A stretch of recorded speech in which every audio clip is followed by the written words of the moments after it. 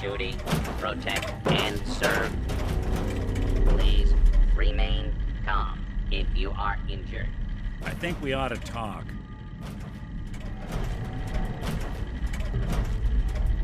What's wrong? Wrong? Oh no, nothing's wrong. We've just been traveling a while now, and I figured there hasn't exactly been equitable distribution of information. Gotten a decent glimpse into your dirty laundry, but you still don't really know a whole heck of a lot about me. I figured I'd offer to balance the board. So, is there anything you want to know? What do you remember about the Institute? It's all pretty hazy from back then, but now and then I get glimpses. Life inside the Institute, they keep you isolated. A single test chamber was my whole world for years, and someone was always watching. Then one day you wake up on the other side, and that's it. They've cut you loose. Welcome to the brave new world, with such people in it.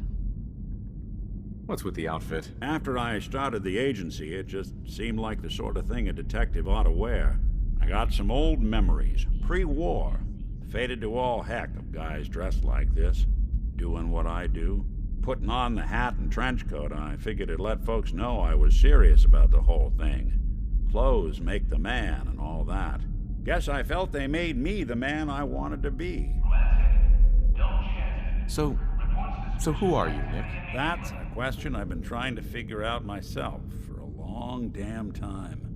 I know I'm a synth, authentic Institute handiwork, but I'm still mechanical, not bioengineered like the fancy synths giving everyone the willies these days. I get tune-ups now instead of checkups.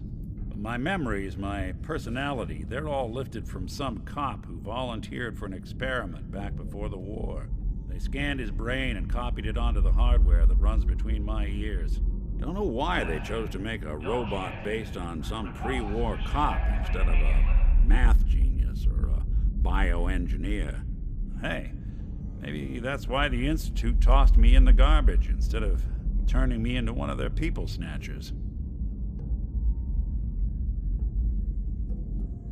Wait, you're a robot? What else have you been keeping from me? Ha! Well, I'm not sure if anyone told you, but there's been a war. Nothing big. I think we'll bounce back just fine.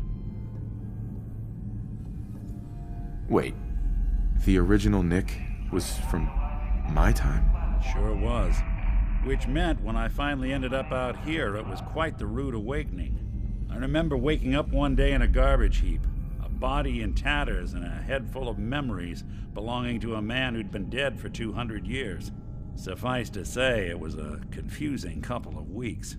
Folks didn't really know much about synths back then, so when I finally ran into people, they mostly treated me with caution rather than hostility. But the kids, they weren't afraid. I think his name was Jim. The first person to actually speak to me after I got the boot from the Institute. My first human contact in this world. Grilled me for an hour.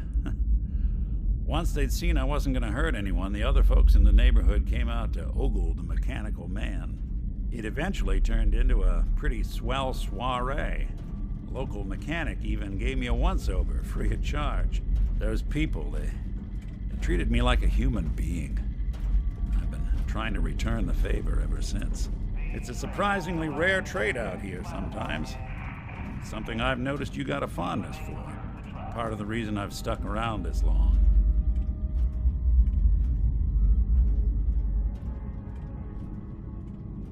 Where's that town? We should go visit. I tried to go back and say thanks, once I'd gotten myself established. But the place was wiped off the map. Raiders. Don't know what happened to the people.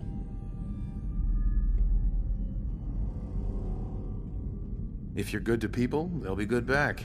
That's something I've always believed. Couldn't agree more. Well, I expect you're about as bored as can be listening to me rattle my skeletons. We should probably head out. Don't chance it. Reports suspicious.